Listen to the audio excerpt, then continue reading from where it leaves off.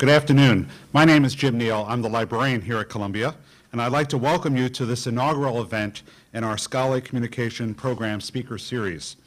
We have entitled the series, Research Without Borders, the Changing World of Scholarly Communication. There will be 6 events over the course of the academic year, and outside we have information about our 2 other events this fall. Our goals are to raise the level of understanding and the level of conversation at Columbia about the important changes in scholarly communication, and to inspire action on policy and practice. I thank the staff of our Center for Digital Research and Scholarship and Catherine Pope, who was very much the conceiver and the executor. She made this happen, and I appreciate all of her efforts. So let's think for a second. What do we mean by scholarly communication? Do we mean the creation, the transmission, the evaluation, and the preservation of new knowledge? What is this urge to publish? Why do our faculty, our researchers, produce so much stuff? Well, this is the way they communicate.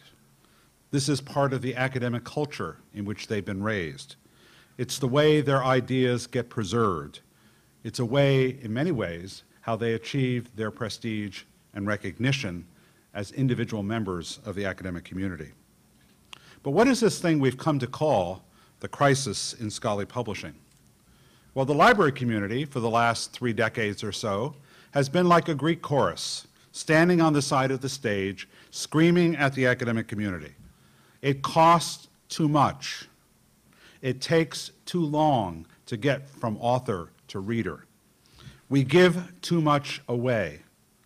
And you, in the academic community, you don't care about this problem. Well, we've learned that over the past decade, what was the serials crisis, the libraries crisis, has been embraced for the large international public policy question that it really is. And we've learned that there are some things that we in the faculty have been collectively advocating. We clearly want a competitive and not dysfunctional marketplace. But maybe that is too conforming and too Darwinian or capitalistic. Maybe we need to think about more transformative approaches to scholarly publishing. We want the easy distribution and reuse of publications. We want innovative applications of technology. We don't want to give up quality, and we want to make sure that whatever is produced is permanently archived for future use. But the academy, the researcher community, has in fact forged ahead, and system transforming models and sort of take back the means of production tactics are really at work and being advanced and exploited. Today we welcome Stuart Shieber to talk about the Harvard Open Access Initiatives. He is the Welch Professor of Computer Science in the School of Engineering and Applied Sciences at Harvard. His research area is computational linguistics, the study of human languages from the perspective of computer science. He received his A.B. from Harvard in '81, his Ph.D. in computer science from Stanford in '89. He was given a Presidential Young Investigator Award in '91 and was named a Presidential Faculty Fellow in '93, one of only 30 in the country in all the areas of science and engineering. At Harvard, he has been awarded 2 honorary chairs, the John L. Loeb Associate Professorship in Natural Sciences, that was in '93, and the Harvard College Professorship in 2001. He was named a Fellow of the American Association for Artificial Intelligence in 2004, and he was the founding director of the Center for Research on Computation and Society, and he has been faculty co-director at the Berkman Center for Internet and Society.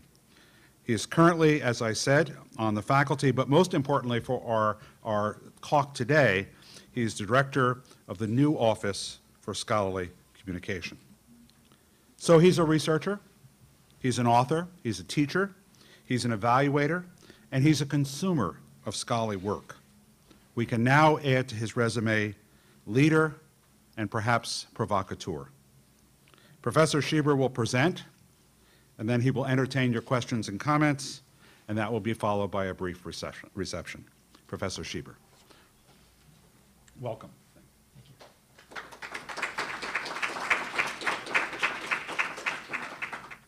Well, thank you very much for that kind introduction, and thank you for the opportunity to talk to you today about some efforts that have been going on at Harvard for the last few years, intended to broaden access to the faculty's collective scholarly output. What I thought I'd do is I'll give some background on these Harvard efforts, in particular describing the new open access policy at Harvard, in a couple of the schools at Harvard.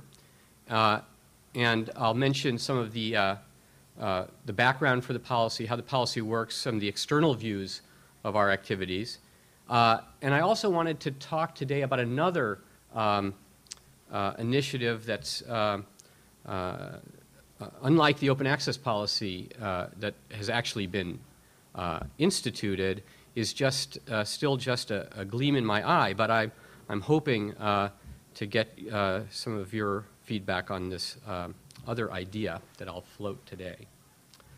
But first, let me talk about the Harvard Open Access policy and give some background on that. I've duplicated here on this slide a couple of sentences from a document in the Faculty of Arts and Sciences at Harvard called the Gray Book, which is the statement of research policies that faculty like myself serve under. And I do that to highlight the notion that it's an essential part of research policy, that research at the university should be used for the greatest possible public benefit, and as a consequence of that, should receive the widest possible dissemination. This is a basic idea behind the mission of the university. Of course, keeping in mind that it's the right of a scholar to decide to publish a book or an article, and if so, when and under what circumstances, still this should be done for the greatest public benefit with the widest possible dissemination. And now the question is, what is the method? What are the methods we should use to achieve this goal? Well, of course, in the past, the methods we've used have involved publication of to a great extent, publication of the ideas in journals and conference proceedings and similar venues. And that would be an ideal way to do this if economics was not getting in the way. So I'll start by talking about this problem, this so-called serials crisis, this crisis in scholarly communication that Jim Neal referred to.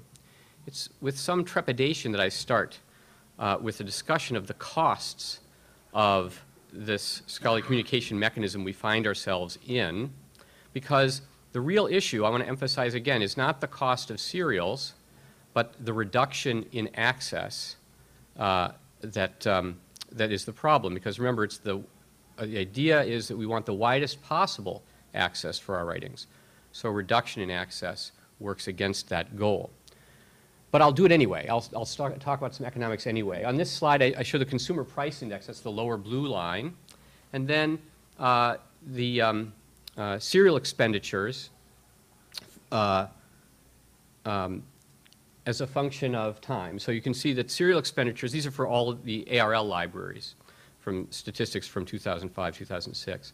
Serial expenditures in ARL libraries have been going up at something like 4 times the rate of inflation pretty steadily for several decades now. Now, what's the effect of this? You know how exponential growth works. This kind of growth in costs is just unsustainable. You can't continue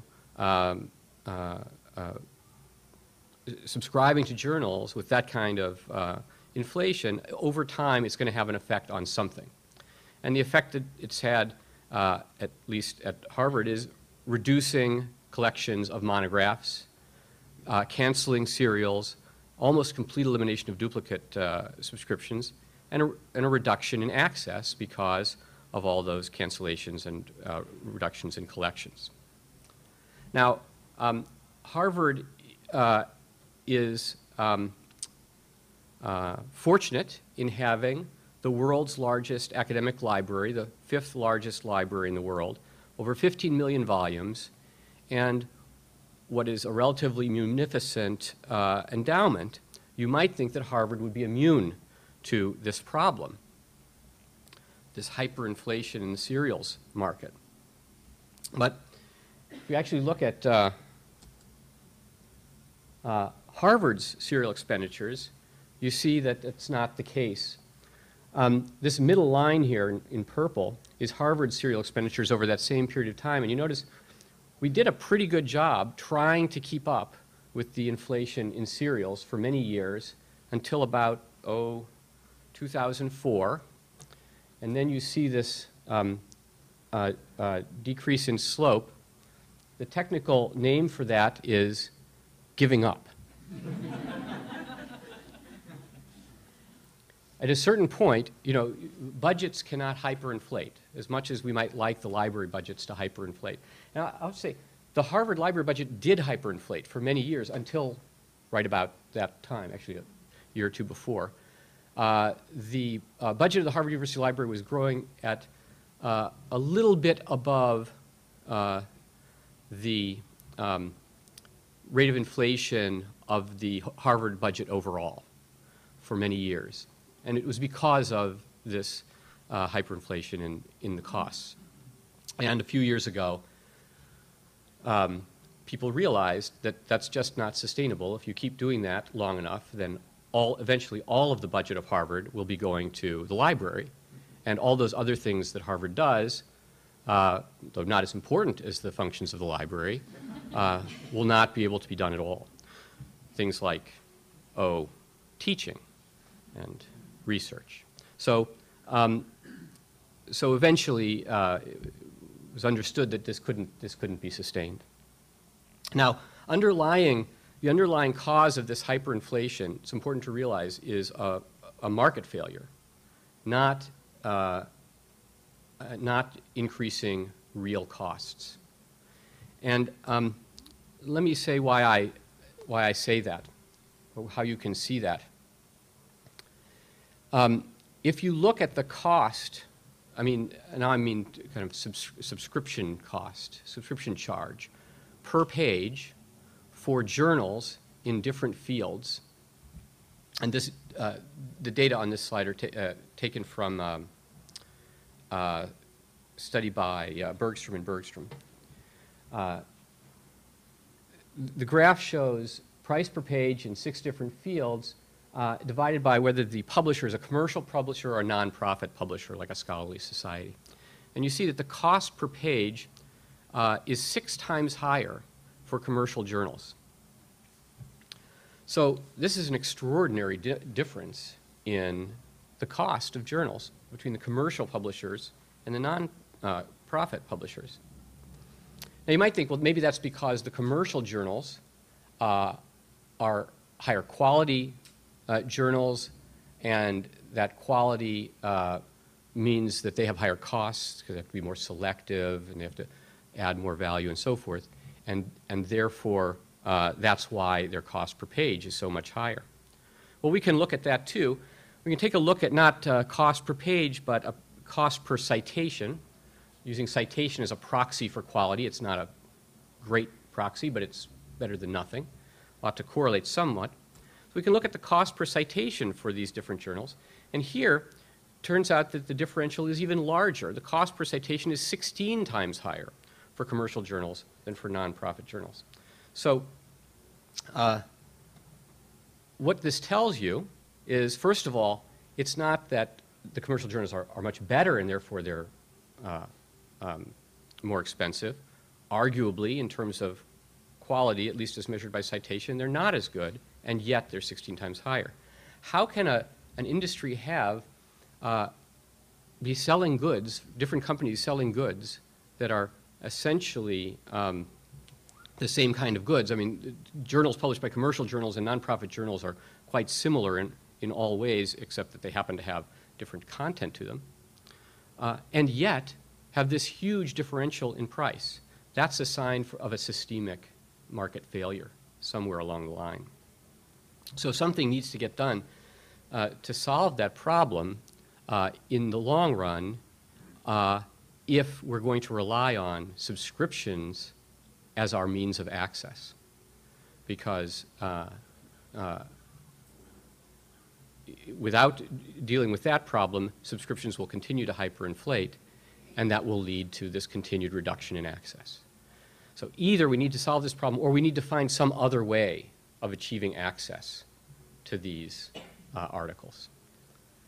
Well, it was issues like this that got people thinking at Harvard, of course elsewhere too, about what the university can do to mitigate these access problems.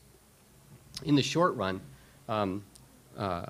probably can't solve these fundamental systemic market failures, but at least maybe we can find some way around to directly affect the access problem. So because of that, in October of 2005, the provost at Harvard organized a committee that I chaired to take a look at these scholarly communications issues, and we focused initially exactly on this kind of topic that's sometimes called the serials crisis. And in a few months later, made some short report to the provost making some recommendations. Here I've just listed 3 of the main recommendations. There were other issues that were discussed in the report, but just to mention the 3 main recommendations that were in the report. The first was to establish an Office for Scholarly Communication, which was set up just now just a few months ago. The second was that faculties might institute open access policies to directly address this issue of reconstructing access to the writings of Harvard faculty. And third, that the university might support open access journal charges, and I'll come back to that towards the end of the talk. So mostly I want to talk for the next little while about this second recommendation, that faculties might institute open access policies, and we've since done that in 2 of the about 10 faculties of the university. We've instituted an open access policy in the Faculty of Arts and Sciences and now in the law school. And the Harvard policy has 3 main parts. I'll just go over. Let me just get a sense. How many people have heard of this Harvard open access policy? So you may be familiar with some of this, but just to review. There's 3 important aspects to the policy. The first is that faculty members grant permission to the university to distribute their scholarly articles. The second is that in order to make sure that the policy cannot stand in the way of the best interests of the authors, a waiver of the policy will be issued for any article at the sole discretion of the author. So there's this process of requesting a waiver. It's described as a waiver request for technical reasons. It's the licensee that has to waive. The author can't waive it. So there has to be a request for a waiver, but the waiver will be granted upon request. There's no discretion on anyone's part except for the author. And then the third part is a deposit requirement so that the university can take advantage of this permission that it has and that the policy enables the faculty make their articles available by depositing a copy in the Harvard repository. So together these parts, the permission, the waiver, and the deposit make up the policy that constitutes the action of the Faculty of Arts and Sciences and now the Harvard Law School. Okay, now looking again at this first part of the policy, I'll just mention that faculty members grant to the university permission to make articles available. This provides an alternate supplementary means of access to the articles, and that, of course, is the entire point of the policy, since we can't rely on the serials publishing system, increasingly can't rely on it. This is a way of augmenting that system with an alternative means of access for the articles. So there's this non-exclusive license. Now, there is a little problem that this permission that the university has may be inconsistent with the standard copyright assignment that a publisher may want an author to sign. So here I've given a section from Blackwell's copyright assignment. They call it their exclusive license form. And it says that in order for your article to be distributed as widely as possible, this is their idea of as widely as possible, in the journal, you grant the publisher an exclusive license to publish the above article. Now, there's a problem here because you've granted permission to Harvard to, as a faculty member, all faculty members now, as of February 12th last year, this past year, have granted a non-exclusive license to Harvard to distribute the article. So how can I sign an exclusive license to Blackwell if the article has this non-exclusive license to Harvard? Well, I can't. Those are inconsistent. And a faculty member needs to make them consistent somehow or other. And there's two ways to do that. The first thing we've done is we've provided a system for generating an addendum to copyright assignments. So this is a little form on the web that you fill in the title of the article and the journal and so forth. And press a button at the bottom that says Generate Addendum. And it pops up this addendum with all the information filled out that you can then print out, sign, and attach to the copyright assignment. And what this addendum says essentially is it carves out exactly the non-exclusive license that Harvard has. So it says, notwithstanding the copyright agreement, the article is subject to this non-exclusive license to Harvard to distribute it. So that's one way to make the Harvard policy consistent with the publication agreement. And the other way, of course, is to request a waiver of the policy. That's fine too. Either way, either you amend the copyright assignment with an addendum, or you request a waiver of the policy. Of course, if you request a waiver of the policy doesn't hold, then there's nothing to be made consistent. You can do anything you want with the copyright assignment. And of course, we hope that people will not request waivers unless they really need to, or there's some commanding reason to, but it's up to the faculty member.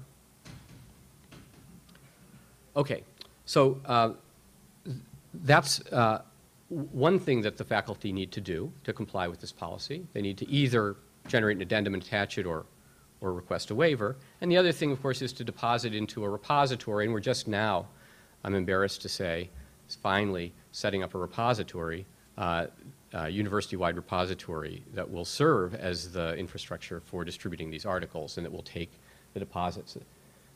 Repository is called DASH, which stands for Digital Access to Scholarship at Harvard. And this is kind of the front page as it currently looks. We're still in, as it says in big type at the top, we're in beta here. So the DASH repository is not available openly on the web yet, as we're still working out the kinks and getting things going. But we're getting it underway and hope in the near term that will be available. And faculty are starting to put articles into the repository. So that's the Harvard Open Access Policy. And the policy has a number of nice effects, remembering that the point of the policy is to try to make it possible to get broader access to Harvard authors' writings in the face of these problems in subscription-based journals. So a number of advantages of the policy. First, it makes a collective statement of principle that we think it's important that there be the broadest possible access to our writings. And by the way, these advantages, I take them to be in order of importance. So from the most to the least important. Second, it provides for acquiring in a systematic manner metadata about the articles that the faculty publishes. Why is that? It's because for every article, a faculty member either needs to generate an addendum or request a waiver. And in either case, we find out about the existence of the article, and that it's an article that's important to maximize the access of, and we can take steps to do that. Even if it falls under the open access policy and an addendum has been generated, of course, Harvard has a license to distribute it. If a waiver is requested, well, at least we still know about the existence of the article, and we may still be able to distribute the article, because many copyright arrangements with publishers these days allow distribution through repositories even without these kinds of addenda. Third is that it completely clarifies the rights situation for the articles. So for every article we know, either it falls under the policy, and then definitively the university has a right to distribute it, or a waiver has been requested and we know the information about the article, the journal and the publisher and so forth, that allows us to clarify the rights situation with respect to that journal and publisher. And so we'll know the rights situation in either case. Fourth, it allows the university to facilitate the article deposit process because the university actually has a license.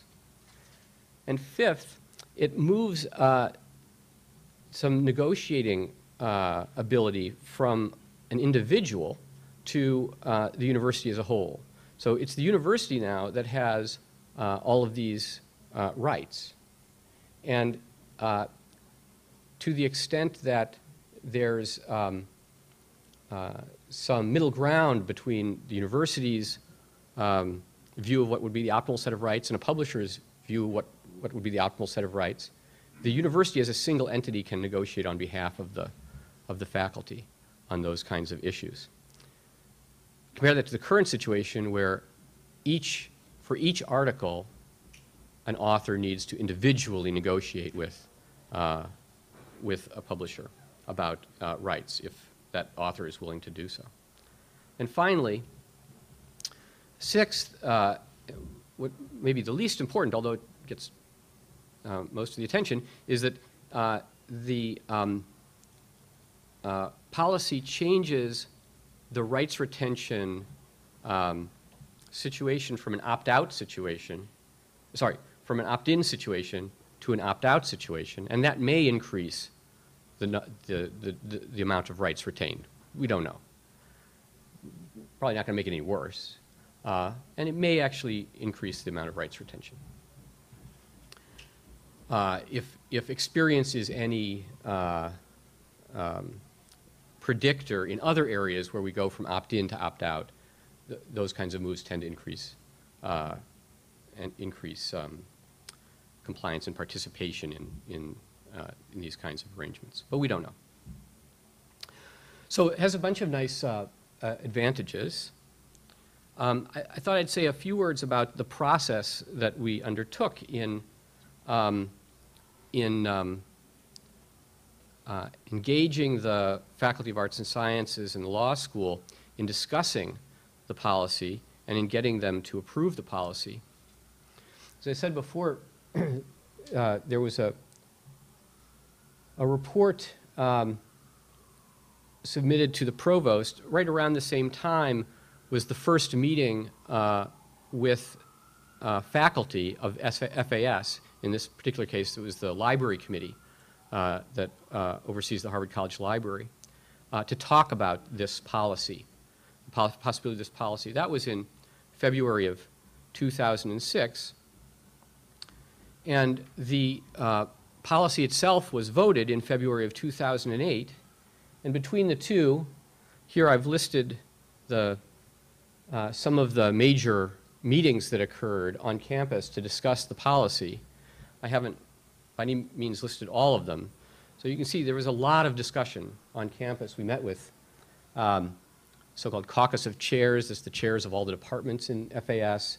The faculty of council we met with 4 times, which is, as far as I can tell, is unprecedented. Never heard of any other topic coming before the faculty council more than twice, but this one, for some reason, took 4 meetings. Met with the subcommittee of the Board of Overseers of the university, of various individual departments. That's not even on here. There were 2 meetings of the full faculty, a couple of open forums on the motion for faculty and for librarians, met with the Council of Deans in FAS, and so forth. So a lot of discussion, very open process on campus to talk about the policy and to make sure that people understood what it was and wasn't, what the goals were, have people's worries about the policy aired, and made sure that everyone had a chance to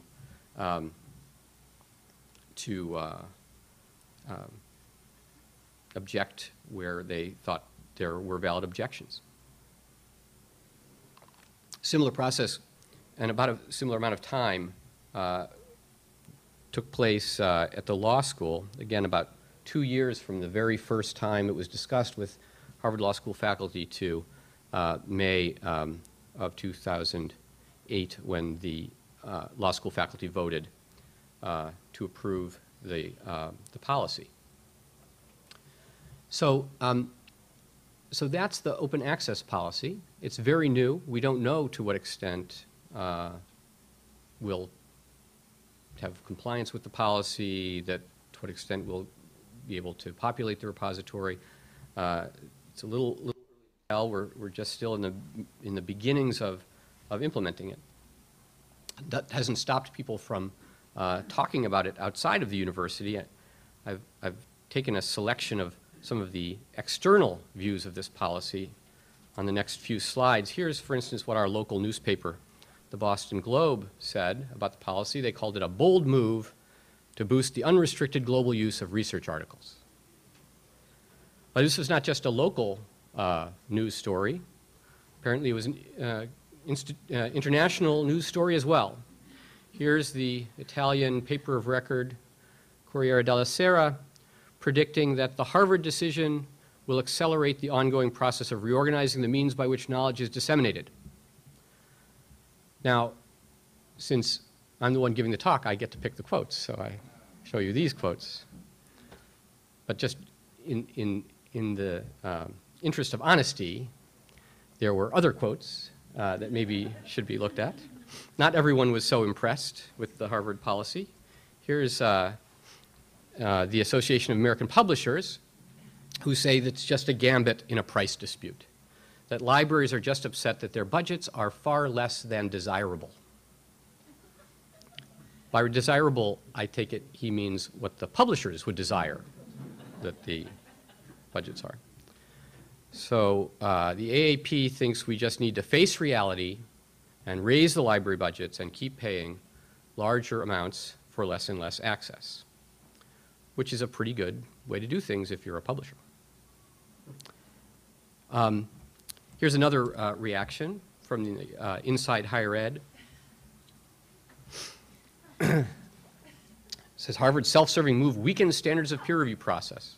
So this is I have to say, this is a relatively representative reaction to the Harvard policy. It's based, of course, on a misunderstanding of the role of repositories and archiving. The idea here is not to have anything to do at all with peer review processes. And there is no peer review in the repository. So it doesn't weaken the peer review process. It's not an alternative to a peer review process. It's a supplement to the peer review process. The peer review process stays exactly as it was before. The entire journal publishing mechanism works exactly as it does before, with peer review at the same level of standards. It's just that in addition to that, we now have an alternative means of getting access to articles written by Harvard authors. And then I especially like the second part of this quote where he says that, that the policy presumes that any garbage Harvard profs write would have been worthy of publication, which is true. But as it turns out, is also irrelevant because the policy has nothing to do with the peer review process, which is designed to disabuse Harvard faculty of this idea that any garbage that we write is worthy of publication. So it helps to have thick skin to a certain extent. When you look at the reactions to the policy, these particular reactions, I think, are misguided, but there were some legitimate objections, at least on their face, legitimate objections to the Harvard policy, and I thought I'd talk about those a bit. Talk about some of the standard objections that got talked about on campus in great detail over this 2-year period. A lot of discussions on these kinds of issues, and I'm not going to go over them all in great detail, but I'll mention some of them and then talk about some in more detail. So the first is question of whether this violates faculty rights somehow impinges on academic freedom, that you're telling the faculty where they have to publish or how they have to publish. I have to say, not a lot of, you didn't get a lot of this reaction, but a few people would air this issue. To a great extent, any possibility that there would be some kind of violation of faculty rights is completely mitigated by the fact that there's a waiver that's purely at the discretion of the faculty member. So if you think that there's some problem with the policy working on a particular article or all of your articles, you can get a waiver of the policy for an article or for all of your articles. So in that sense, in the words of Cass Sunstein, this kind of policy is a policy of libertarian paternalism. Yes, it's maybe paternalistic, but it does so in a libertarian way. Now, maybe some people think that even libertarian paternalism is still too paternalistic, but the question is whether there's any choice in the matter. I mean, whatever policy you have, there's going to be an effect on where the rights in one's writings land. Without this kind of policy, we find ourselves in a system of essentially required publishing. We're required to publish as part of what we do for our career, that has faculty hand over copyright to publishers wholesale, which means that scholars aren't free to use their scholarship as they see fit for that reason. So it's not like we have a choice in the matter over what restrictions there will be to the rights. In fact, this is the fact that we retain some rights actually may be taken to be to show that the existing system is a greater violation of academic freedom than one under this policy. So I said more about this first objection than I should have. I didn't mean to go into that much detail. The next three the three objections are kind of related. There are worries that this might put scholarly societies out of business or kill peer review, that somehow we're stealing the valuable work of the publishers by giving away articles for free, or that open access has no business model, and that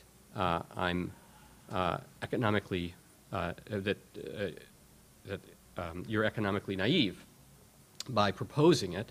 And I took this fourth objection very much to heart, because when they said you're economically naive, the you they're referring to was me. So I kind of take that personally. I don't like to think of myself as economically naive. All of these three objections, 2 through 4, are based on a single scenario, which I'll go through on the next slide. And I'm going to spend most of my time talking about this objection, because I think it's a really worthwhile talking about it, and it's important, and it's not a misguided worry. It's an important issue to fully understand and address. And then there was a fifth objection, which is that we didn't go far enough. We should have gone much farther.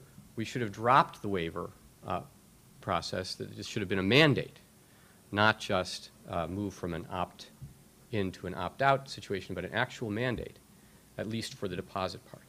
Now, this objection is especially useful because it's always good to have people objecting on both sides of you, because then you look completely reasonable. If it weren't for this objection, people would think that I'm a nut for proposing this kind of policy. But now you can see I could have gone even farther, so maybe I'm not so crazy after all.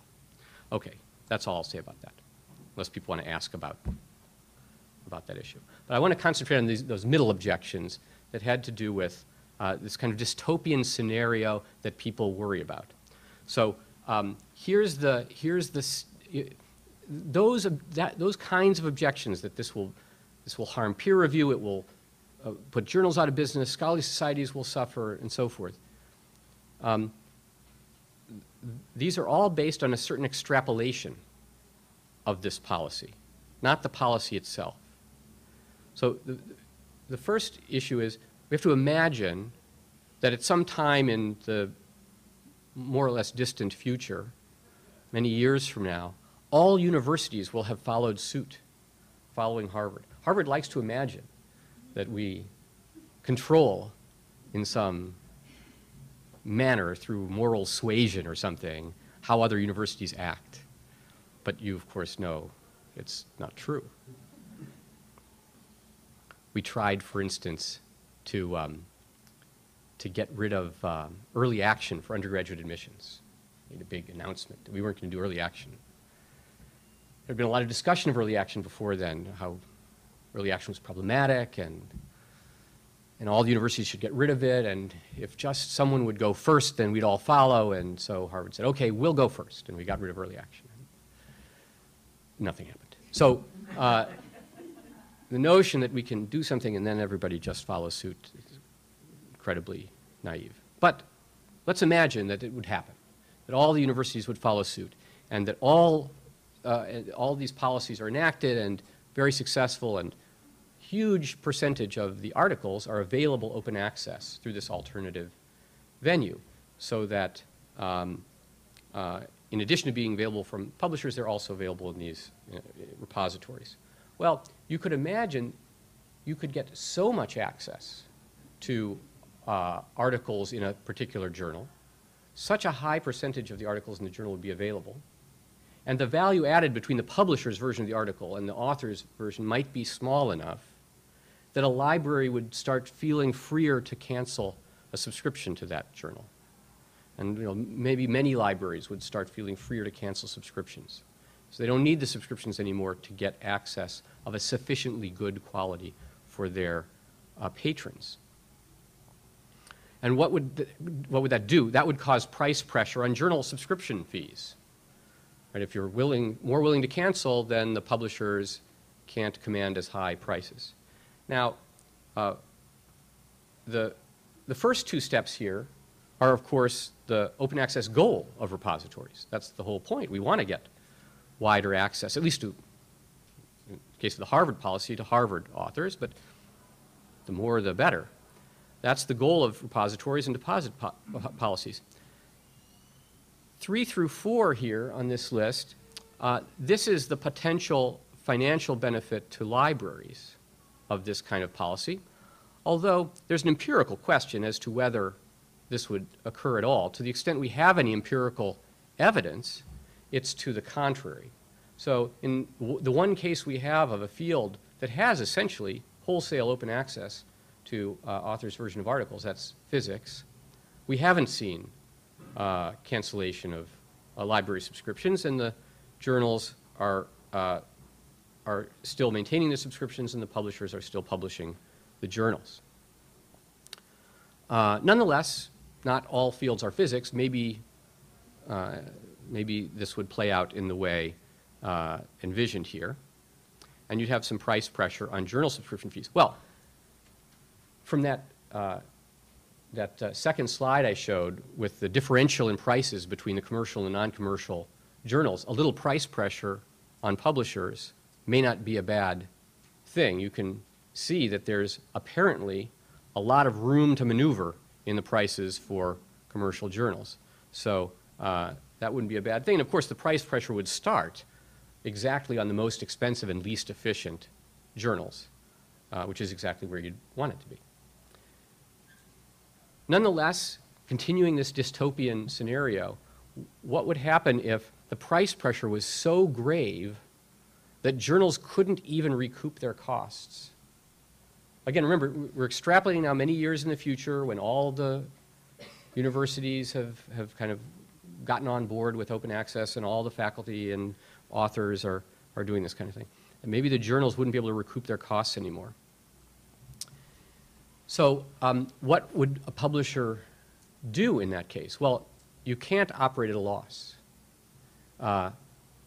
So you either have to change business model or you have to close the journal. And that's exactly the worry that, this scenario is envisioning, that the publishers wouldn't be able to change the business model of the journal, and the journal, and therefore the scholarly society that runs it, or the peer review process that it enables, and so on and so forth, all these very good things, admittedly important aspects of the scholarly communication system that we have, would disappear.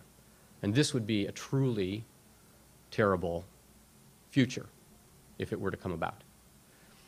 Now, there's a lot of ifs between now and this scenario, a lot of things that might go quite differently. In particular, there's this number 6 here. 6 is really the critical issue. The idea is that the publishers will not be able to change the business model for the journals. Now, there is an alternate business model that people have proposed for journals, a different business model from charging for access, subscription fees that are charged to gain access. If you have subscription fees to charge for access, the only way you can make a business out of that is if you limit the access in the first place to those people who are willing to pay the subscription fees. So if you can't do that in this scenario, you can't limit access anymore, and so you can't charge for it, so you have to find a business model. What will that be? Well, the alternative business model, the primary alternative business model people have talked about is so-called open access journals. This is, I'm talking about a different thing now from the open access from the first part of the talk. We're talking about putting things supplementarily in a repository. Now I'm talking about a journal publishing model where the journal articles themselves from the publisher are available open access, and the publisher recoups expenses by some other means, typically through article processing fees. So you don't limit access, you just charge up front for the services that the journal provides, namely the managing of the peer review, the logistics, the copy editing, the typesetting, reworking figures, all the, managing the websites and so on and so forth, all of the things that are involved in running a journal that's distributed freely from there on. And all those costs are first copy, what is sometimes called first copy costs, so it makes sense to charge them only once per article as a fee per article, an article processing fee. So that seems like a reasonable business model. The problem is that as a publisher, you may not be able to change to that business model. Imagine you're a publisher publishing, let's take my own field of computer science. You publish a journal, a computer science journal, and you find, again, in this extrapolated world, that all of the papers in computer science are available, open access. Libraries are canceling subscriptions left and right because you're not providing any service to them, the access service, and you're entertaining the notion of changing the business model.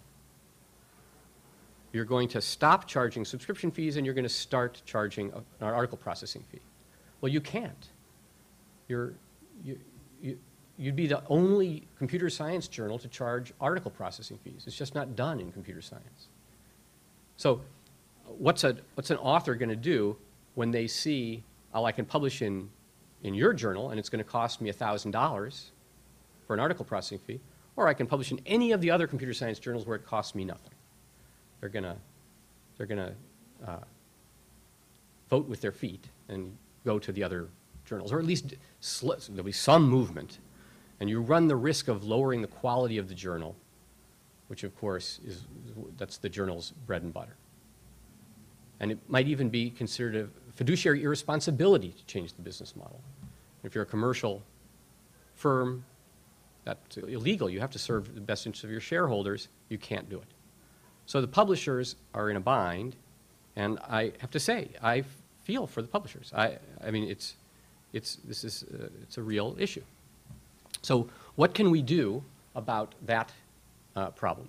Now, so now I want to turn to this other proposal that I'm floating.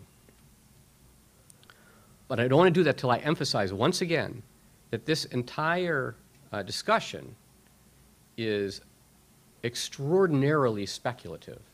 That is, there may have been no problem here even in the first place, because it was based on all of this extrapolation and trying to predict futures way out in the distance and so forth.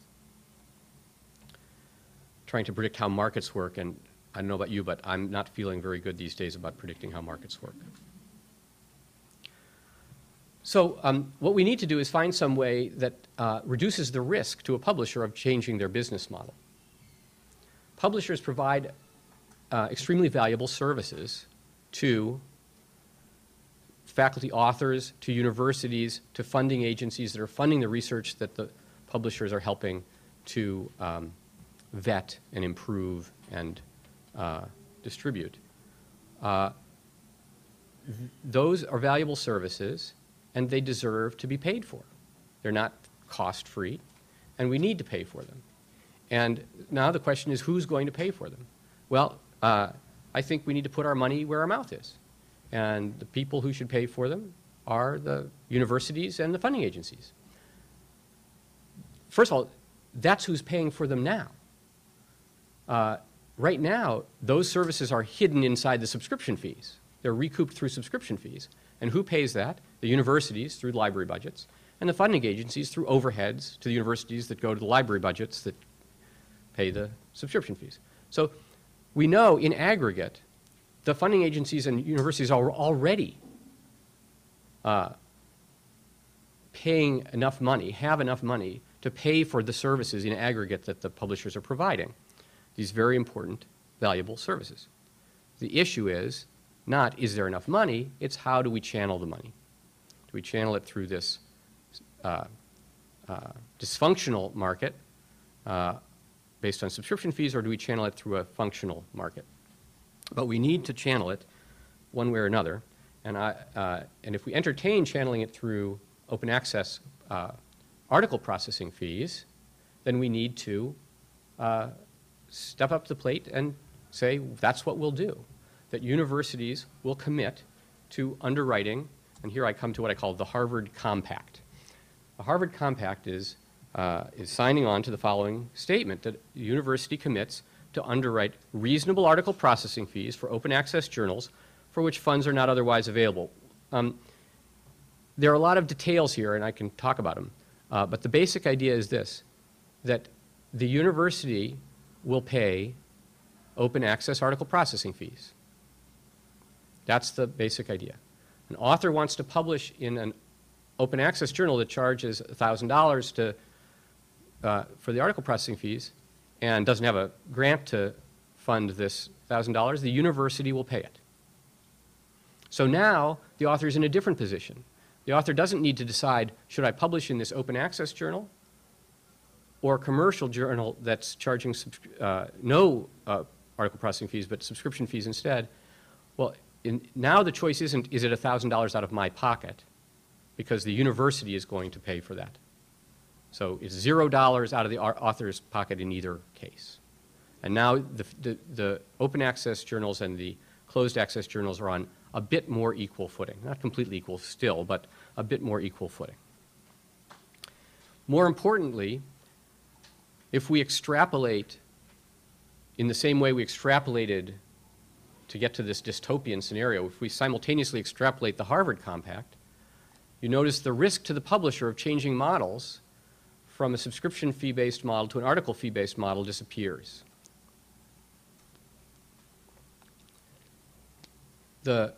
the journal doesn't have to wonder whether authors will move to some other journal because they're going to be out the article processing fees. The journal, the publisher will know that the universities collectively have committed to paying article processing fees. So the risk is mitigated. There are a lot of details here that are the subject of ongoing discussions at Harvard, and that we can talk about. What articles would be eligible, what's the fee structure, what venues of publication would be eligible to receive these fees, and caps of various sorts, and how the policy would be reviewed and so forth. But maybe I will not go into great detail here and kind of leave that to these questions to arise during the question period. A couple of objections people might think of, which we can also talk about, I won't go into now. One objection might be, well, maybe Harvard could afford the Harvard Compact of underwriting these open access publication fees, but not too many other universities could afford it. It'll be just hugely expensive. So that's a worry that you might have. We can talk about that. The other is that kind of the converse worry is, well, this only works if there's universal acceptance of the compact. Very different from the open access policy. The open access policy works in Harvard faculty's interest even if Harvard is the only university that has such a policy. But here, the whole basis for the idea is that it would be taken up wholesale. So we can talk about those too. Let me just summarize maybe what the main points were here in this talk, and then we'll open it up to questions.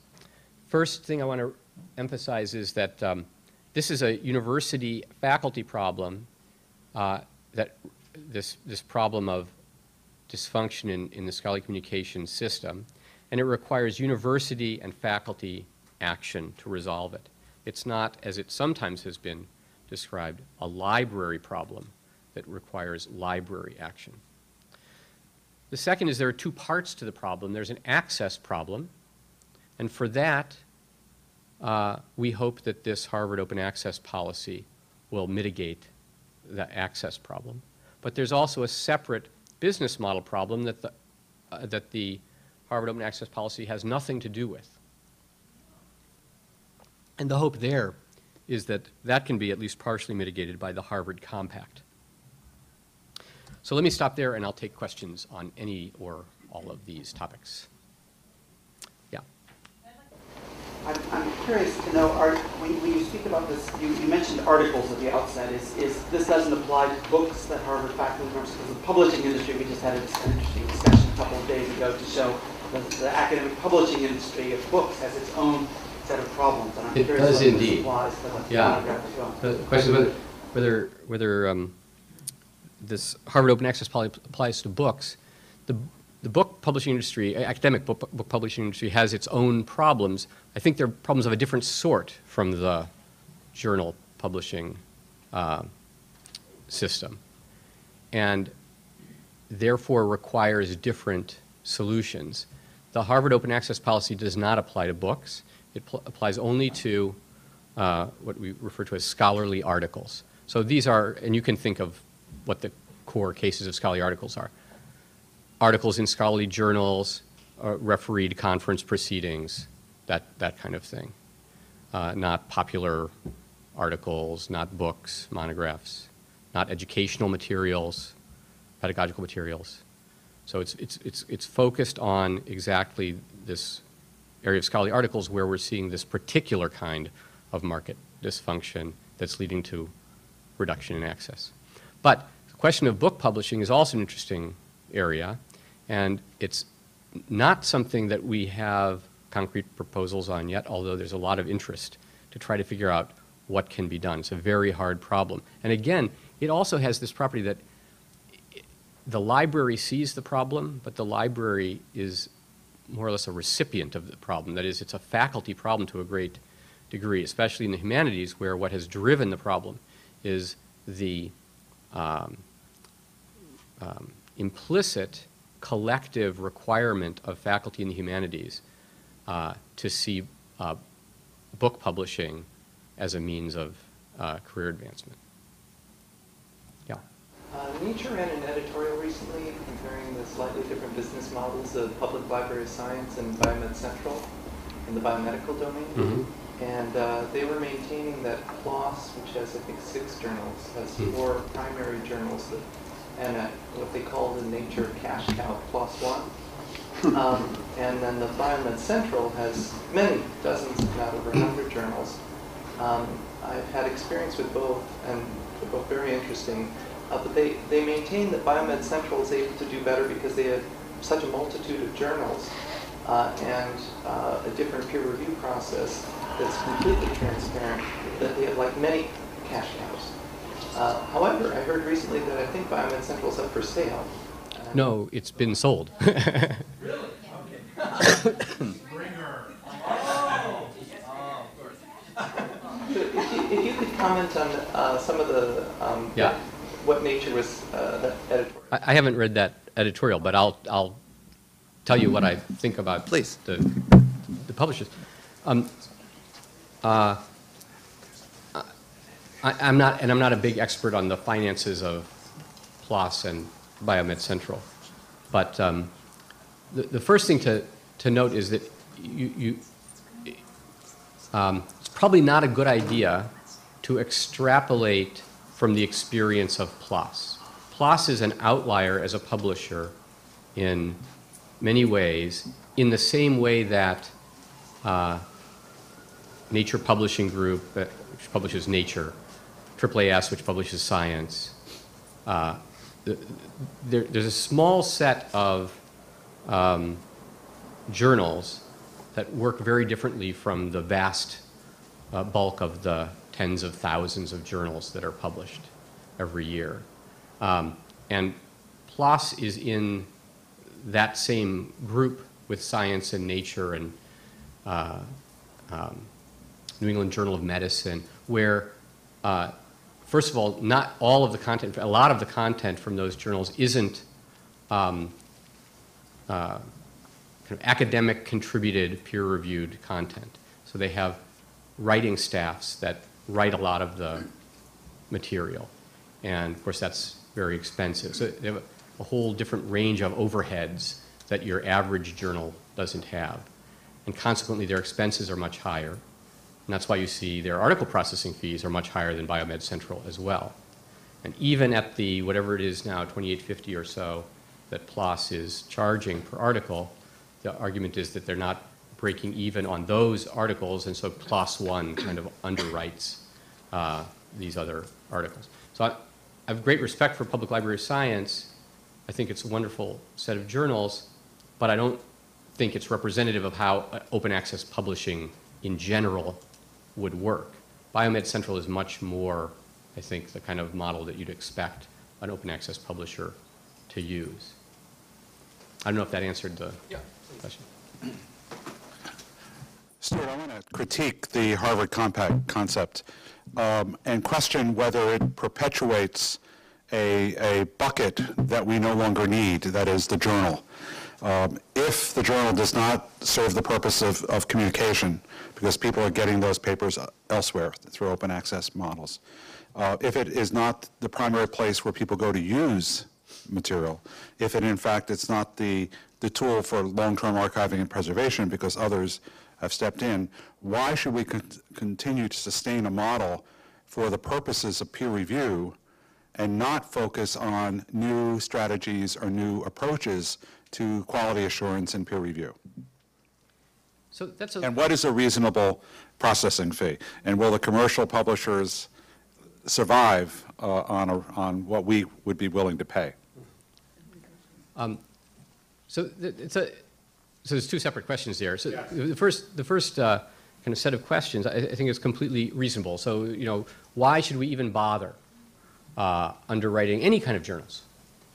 That's basically the question. This Harvard Compact is still envisioning that there will be, well, I don't know about journals, but there will be service providers who provide a certain maybe we can still call them publishers, I guess, providing a certain set of services, no longer access services really, or at least that's not that might be some kind of ancillary service that they'll also provide. But the primary services they're providing are this management of the peer review process, and the management of the production of the final versions of articles, that kind of thing. And why should we continue to underwrite those services? Well, those services are different from those first set of services you said that we don't need anymore. And they're still valuable services, and we still need to pay for them somehow, unless you think we don't need any of that. Now, there are people who say we don't. I didn't say that. I said, do we need the journal? Okay, right. So, but in all honesty, there are people who say we don't need those services at all. We don't need peer review. I agree. For instance, here's how it could work without peer review. We'll just all put our articles out in some uniform way, still citable. That's a different issue. They'll all have DOIs. So they're all still citable, but there's no review whatsoever. And people will cite them, or not, depending on whether they're any good or not. And we'll use, instead of using the impact factor of the journal or our mental model of the quality of the journal, we'll use citation counts as a proxy for quality if we need some kind of numeric notion. Or we'll just, God forbid, actually read the articles to decide whether they're any good. So, so that's a much more speculative notion than I'm entertaining. And it might work out that way. And if it does work out that way, I suppose that's fine with me. But you don't want to hang all your, what's the idiom I'm looking for? Hang all your something on, put all your eggs, no, it's not that one. There's some idiom. Put your coat on the coat hook of, I don't know.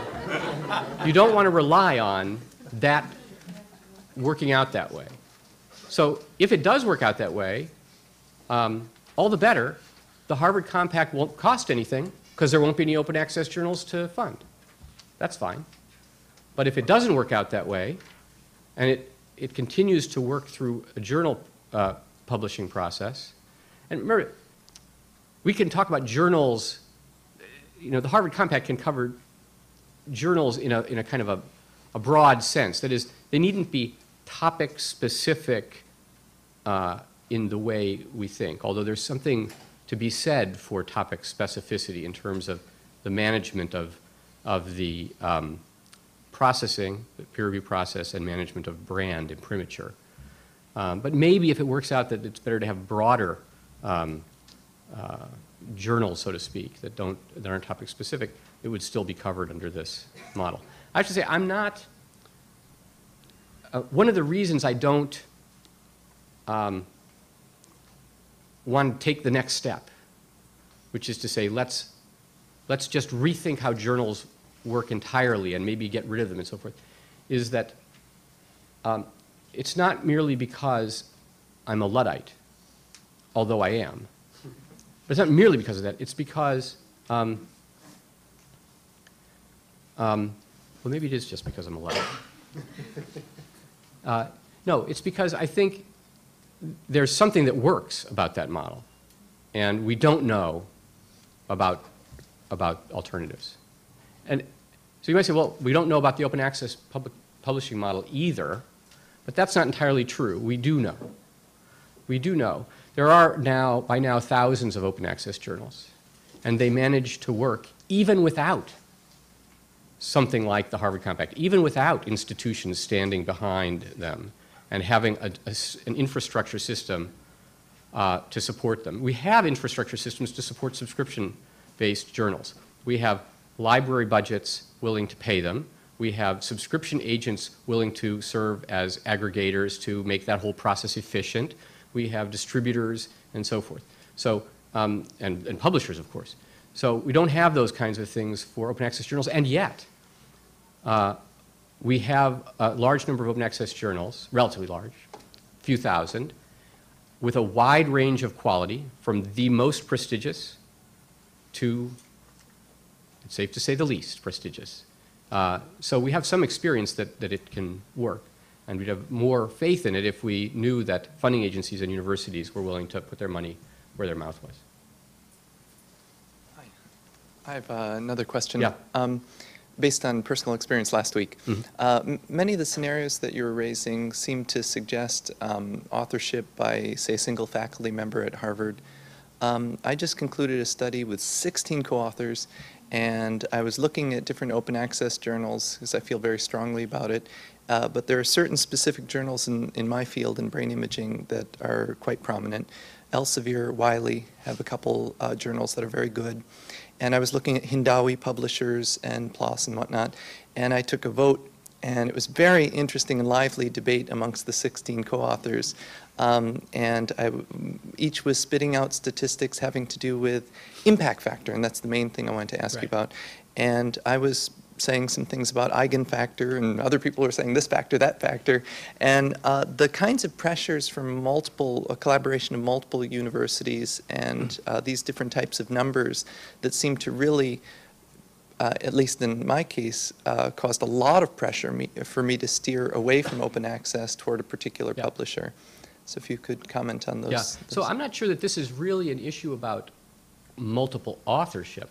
Even single authors are going to want to publish in the journals that are the most prestigious. That's the whole point of journals these days. God knows it's not about access. If you want, putting something in a journal is not because you want people to be able to read it. If you want people to be able to read your article, put it on your website. They can read your article. It's about getting the imprimatur of the journal. The brand name is the journal's name, and that's true for single authored articles as well as multiple authored articles. Of course, the negotiation is more complicated if there's multiple authors, but the underlying idea is the same. And that's why it's important to have some kind of mechanism by which journals can change their business model from a subscription-based model to an open access model. Because it's the journals that have existing brand names that are most important to become open access journals. It's fine to try to set up new journals, but a new journal has an inherent disadvantage over an existing journal, namely it has no brand. So it's very hard to obtain a very high-level brand name for a new journal. It can be done. PLOS has done it with several journals. In my own field of artificial intelligence, what was for several years the #1 journal in artificial intelligence was a journal called the Journal of Machine Learning Research. It's an open access journal and charges no subscription fees, also charges no article processing fees. And it was the #1 journal by ISI impact factor in the field, and still is very high up. In fact, there are 2 open access journals in AI, both of them very high up in impact factor, very prestigious journals. So it can be done. But things are stacked against you. I think it's going to be the easier way to get a big brand name open access journal is to take a big brand name closed access journal and turn it open access. And my hope is that if we could extrapolate use of something like the Harvard Compact, you could actually make it possible to allow publishers to make that move. Well, congratulations on the accomplishment of getting this resolution adopted at Harvard. And so I'd like to hear some trench warfare stories, some lessons learned about what works, what doesn't work as you move this resolution forward. And then I know there hasn't been much time since its adoption, but any episodes about what works, what doesn't work now that you're implementing it?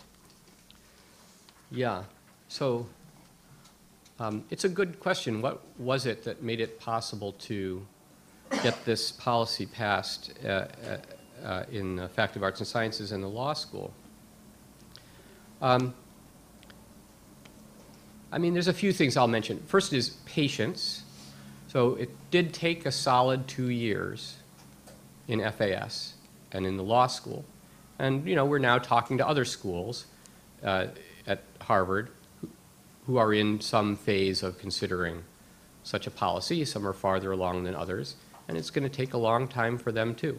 I don't know exactly how long. Maybe we'll be able to, this academic year, some other schools will join in, maybe not, I don't know. It's a long process, and it's important that it be in a certain sense, it's important to be a long process, or that there be patience, because you really need a very full discussion and everyone to become comfortable with the idea. It doesn't do any good to tactically get something passed if there isn't really wide support for it, because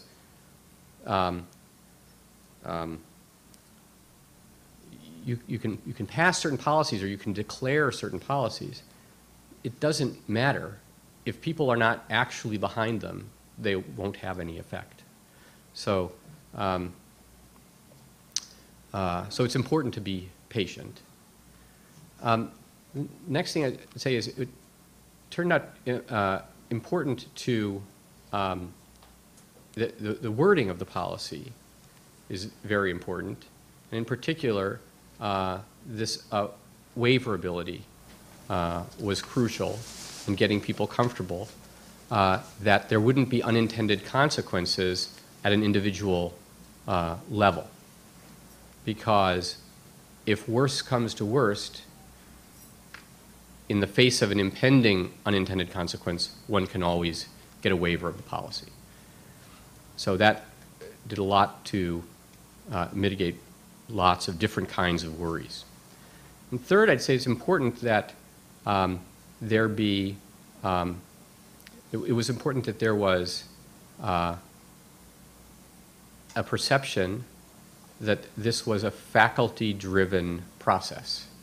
It wasn't the library complaining about its budget. It wasn't the administration claiming that it didn't have enough rights to your work. As you know, people are sensitive to these kinds of things with respect, for instance, to patent rights. Right? So the university declares, we own your patents. And the initial reaction, of course, is going to be an antagonistic one. Well, not so fast there, you know. We should at least share, and now we're arguing over the percentage. Does the faculty member get 50% or 25% or 10%? And it becomes an adversarial situation. You don't want it perceived that way, and it has to be perceived as the faculty doing this on their own behalf. That's probably the most crucial aspect. So there's a couple of three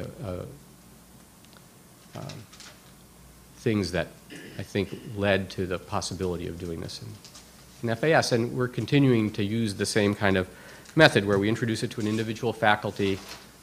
We let the faculty talk about it. We have meetings to talk about it. We bring in other faculty to describe the point of it and so forth, and let things kind of, the discussions kind of settle throughout the faculty before, carrying out any votes or anything like that. In the current business model, the university, through the libraries, buys subscriptions at a known cost, albeit one that rises astronomically every year, but we still sort of know how much we've budgeted for that. And in the business model you're proposing, the cost of subsidizing the author fees is not predictable. So you can't say, well, we'll have X number of articles in a given year. How would the university budget for this is first question, just sort of moving that out. Yeah. And then long term, aren't we setting up a situation in which, I'll just say the large libraries are subsidizing the smaller libraries, or the large universities are subsidizing the smaller universities? Yeah. So those are two extremely good questions. So let's talk about, the prediction problem.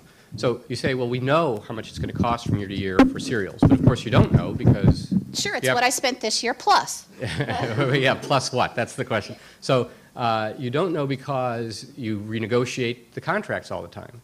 And you're renegotiating them one by one. The publishers do perfect price discrimination. Every university sees a different price. You negotiate with each individual university separately. Of course, you can put together consortia and so forth. It only makes things even more complicated to predict. So, but you have a sense, and you have a sense because, you're doing so many journals and so many publishers that things kind of wash out, and you can say, well, it's probably overall it's going to go, 10% more this year than last year, or whatever the number is. And maybe so we'll have to cancel such and such percentage of. So the same thing. extrapolating now this Harvard compact idea, the same thing would happen. You'd have a sense from year to year how many articles, actually we don't. One could figure out, if we had some sensible reporting method, how many articles FAS faculty publish a year. And that number doesn't vary hugely from year to year. It does vary. I mean, there's some statistical fluctuation, but the number of articles, number of articles per faculty member per year is in, relatively stable number. And if you imagine all of them were being, over time, these things will shake out. It's an assumption we're making, though, because we don't really have that data. I mean, that's That the number of articles is stable over time? Yeah. I mean, I would agree that's probably true Yeah. as an aggregate, Yeah. but it's still an assumption. Yeah. And I wish I could give you more accurate information about that. We're just now beginning to get information about the number of articles published by FAS faculty per year. That's another story, how hard it's been to get that information. Let me say another thing about managing that process. I didn't talk about caps, but one thing that's important to do is you don't want to, by instituting the compact, see, one of the nice things about, let me put it this way, one of the nice things about article processing fees that faculty see is suddenly the faculty are seeing an economic signal where they never did before. Part of the market failure in the subscription fee model is that the consumer of the product was not the purchaser of the product. The purchaser of the product was the library, and the consumer was the faculty and the students. And when you have that disjunct between the purchaser and the consumer doesn't see the price, so they want to overconsume. So you get overconsumption, inelasticity of demand, which is exactly what leads to hyperinflation. So it's, in a certain sense, predictable that that's what you end up with. It'd be great if the faculty member could actually see a price signal here, and article processing fees have the potential to do that. But here, look, I've just said we're going to take that price signal off of the faculty member's hands. So we're undoing one of the advantages, not the only advantage, but one of the advantages of that system. Well, now we're getting into details of implementation. I think the right way to handle this is to have a cap per faculty member in dollars, because it's dollars that we want them to optimize, on the amount of reimbursement of these fees that they can receive. So they're able to get reimbursements for articles until they've reached their cap for the year. So each year they'd have a cap on the amount. Now, and of course then you can predict exactly an upper bound on what it's going to cost you per year. My guess is that you'd never hit that upper bound because some faculty are going to go under. So some might hit the cap. You'd set the cap relatively high. Some might hit the cap. Most would go under, so you'd be paying less than that. So you still, if you really want a good prediction, you'd still need to do some kind of statistical, or kind of, not statistical, but aggregate prediction. But setting a relatively high cap at least allows a faculty member to trade off dollars versus quality of the journal in exactly the way we would like them to do. Was there a second part of the question? I can't remember. Oh, large universities subsidizing small universities. Yes, okay. So there was a study by Cornell where they tried to predict what would happen if every article incurred a $1,500 article processing fee. Now, what would happen to the budget for the Cornell library if the library had to pay all these article processing fees in lieu of subscription fees? And it turned out that that was more than they were paying in subscription fees. So the first point to make is, where did this $1,500 amount come from? It turns out that the median article processing fee for the extant open access journals is, as it turns out, 0. The mean is considerably less than $1,000. So I don't know where the $1,500 came from. Again, this is an example where you don't want to extrapolate from PLOS biology at 2850. That's not a representative number. But even if it were $1,500, remember the idea is that universities, the idea of the compact is universities are supposed to underwrite reasonable open access publication charges that are not otherwise, for which other funds are not available. If the research is a result of a grant, the granting agency should be paying this, and it will not be eligible for payment from this fund. And if you look at the open access journals and closed access journals, for that matter, that charge large article processing fees, they tend to be in the life sciences, where almost all the research is grant funded. So, not coincidentally, by the way. And in fact, there are fields where it's, even the closed access journals, people are used to paying article processing fees of some sort or other. So, so the vast bulk of a lot of those fees would come from the grantees, who are, by the way, remember, already paying those fees. They're a legitimate cost of disseminating the research. They should be willing to pay the fees. The particular method we have for budgeting for those fees, I think, is not very good, but that's a whole other topic. So having said all that, even at Cornell, which is a very prolific institution, it's unlikely that the costs would go up. But let's imagine that they did go up. Let's imagine that, at a reasonable per article processing fee, there was so much scholarship going on at some university or other, there might be some universities where this is true, that the aggregate amount they're paying for the services of the publishers for article processing fees is more than the subscription fees. Well, so who says that's a bad thing? Sounds to me like they were getting a free ride before. They were incurring all of these, they were acquiring all of these services on the backs of all the people paying the subscriptions.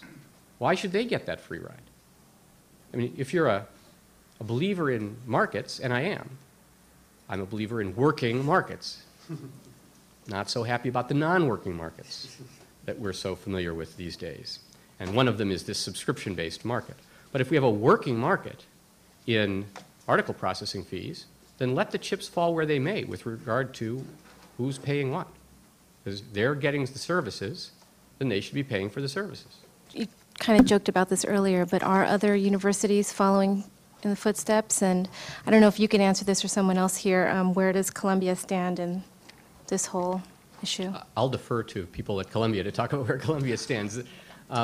There are other universities that have various sorts of open access policies of one sort or another, ranging from exhortations that faculty ought to make their articles as broadly available as possible, to more specific kinds of things, to mandates that faculty are required to deposit their articles in an open access repository, all kinds of different approaches. And that's a good thing, to try different possibilities. The only instance I know of someone following essentially, of an institution following essentially this particular Harvard model is the Stanford School of Education, which voted sometime this summer, I think, essentially word-for-word identical policy for the education school, and I understand that now that may be under consideration by the Arts and Sciences School at Stanford as well. Just following up on the question about where Columbia is, I'd say that we're probably where Stuart described Harvard being a couple of years before the resolution was passed. I think our scholarly communication program now is, with this series of lectures and other visits to academic departments, starting to raise the conversation at Columbia. The University Senate did pass a resolution about 2 years ago in support of open access as a very general statement, but nothing like the Harvard resolution in terms of impact on faculty. I wanted to pick up on your comment that it's too soon yet to know what the compliance is going to be like, and just ask what sorts of teeth you're able to put in the resolution to to make it happen. And do you think there'll be a sort of community social pressure on faculty to deposit and to comply? Yeah.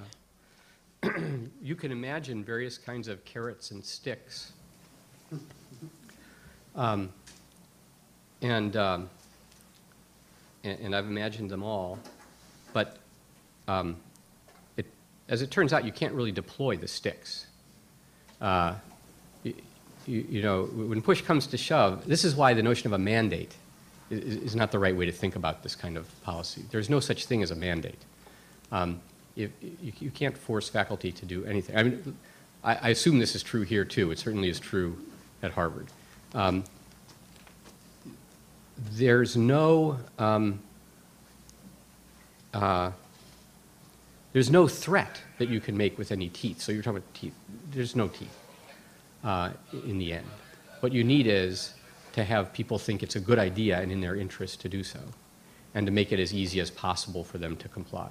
So we're going through a set of things to set of processes to do that. And it's a lot of outreach and a lot of support for faculty. And we don't know what's going to work. We're trying a bunch of different things. We're just getting underway. The office is so new that there's been no office to even do this kind of stuff. So really has just begun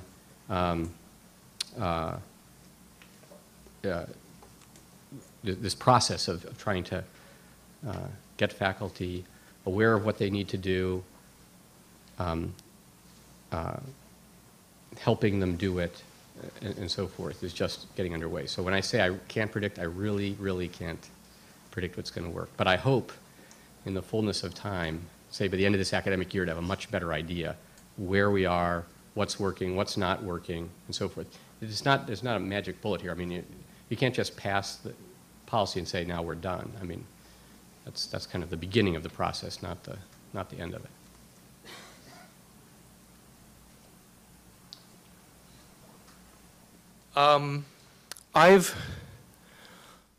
This may just be me, but I've heard, I've actually heard people say that under the, I can't even remember the name of the term, but the model where the author or the scholar pays for the services that they're getting. Yes. I've heard that advocated. I think you're advocating something else that would take care of that problem, that the university pay for all of the services that publishers provide. But I personally can't see how anybody would, or how the former model could work because of the differential inability to pay of scholars. I mean, when I was a graduate student, I managed to get something published, but I would have had to think very carefully about it if I had had to pay really anything for it. Right.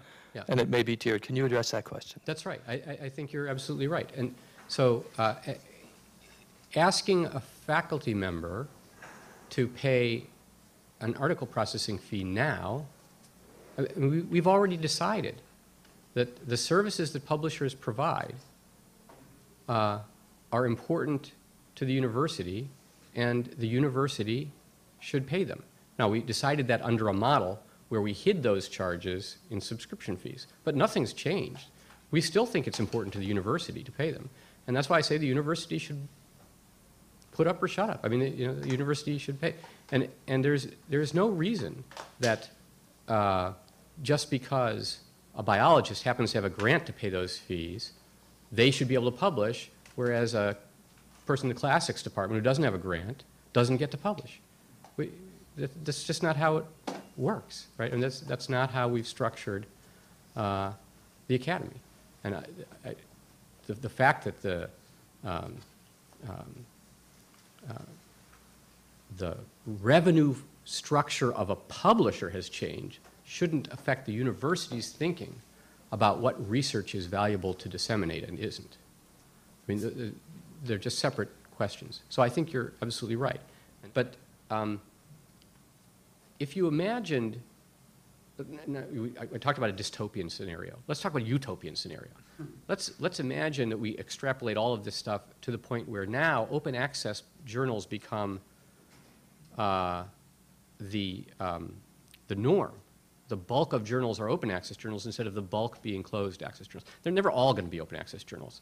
That's a whole other conversation why that's so. But the bulk of them become open access journals, and all the infrastructure that we've devoted to the closed access subscription-based system, we've now got set up for the open access journals. We have a funding model for them, and all of the infrastructure for dealing with that funding and working with the funding agencies and so forth. In that scenario, articles are available open access through the publishers. And they're being paid for services, including making them and keeping them available, archiving them, and so forth. What's the role of a repository then? Well, arguably not much. So to a certain extent, this repository idea is a temporary fix until such time, if it ever occurs, and I'm not too sanguine, that really we move to wholesale to this other model. Because there is something a little odd about individual universities, or maybe groups of universities running these repositories. Now, to the extent that there are, in that temporary period, which may extend forever, to the extent that during the temporary period there are economies of scale in running repositories, you'd expect to see universities getting together to run them jointly and that kind of thing. That's all fine. Thank you.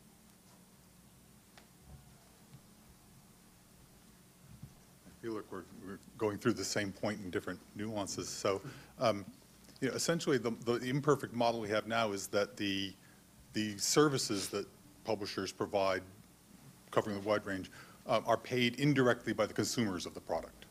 Not directly by the consumers of the product, as you pointed out, but the libraries that consume the research are the ones that are paying it. They happen to coincide a lot with the producers of the product. The same institutions are producing and consuming. But the cost model that the Harvard Compact is moving towards shifts that to the producers.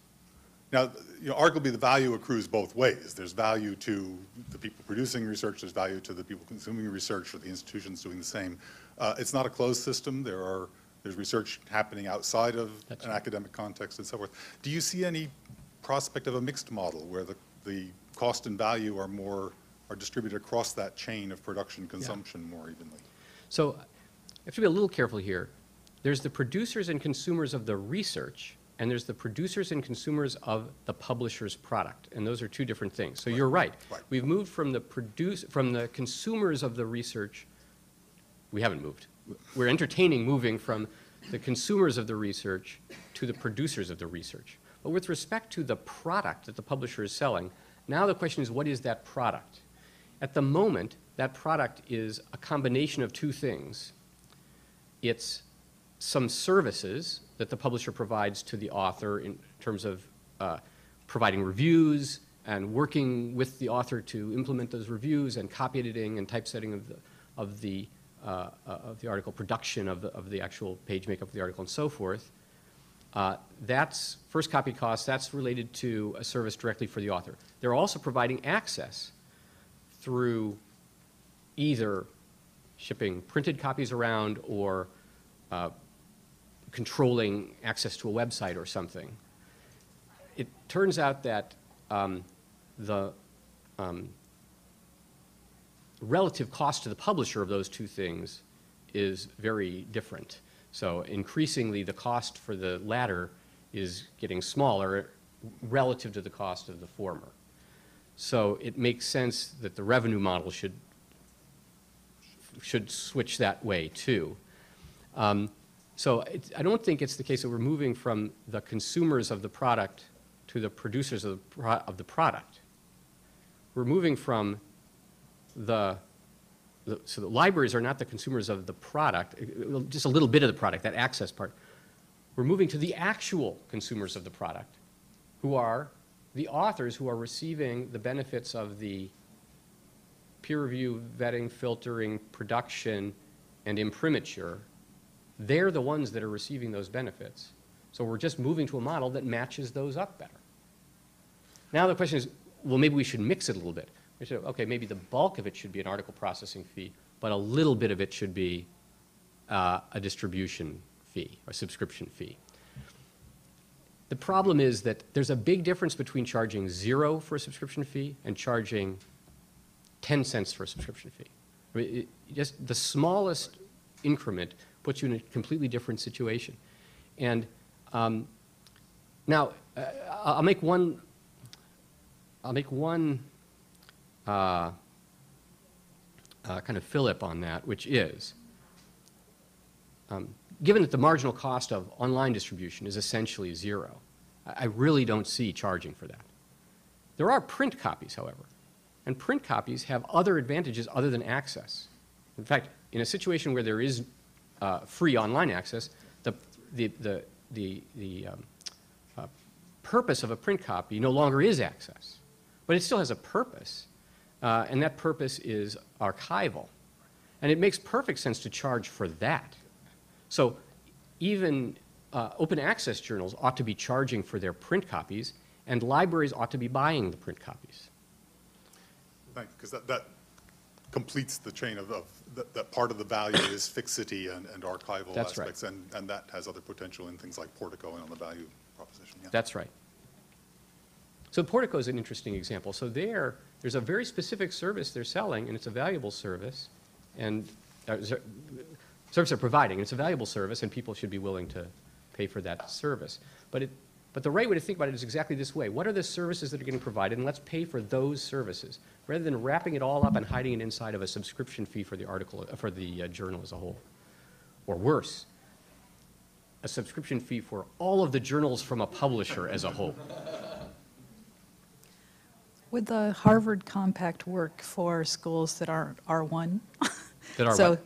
that aren't research I see. schools, so not Harvard's, not Columbia's, not ones with large research budgets? What about smaller schools? It works even better for those schools. So to the extent that a school doesn't generate many publications by their authors, the Harvard Compact is extremely inexpensive. So down to the point where if you have universities that don't generate any research, it's free to sign on to the Harvard Compact. Why not? Right? And yet you still get, as you get more and more universities signing on, you decrease the risk to a publisher to change business model.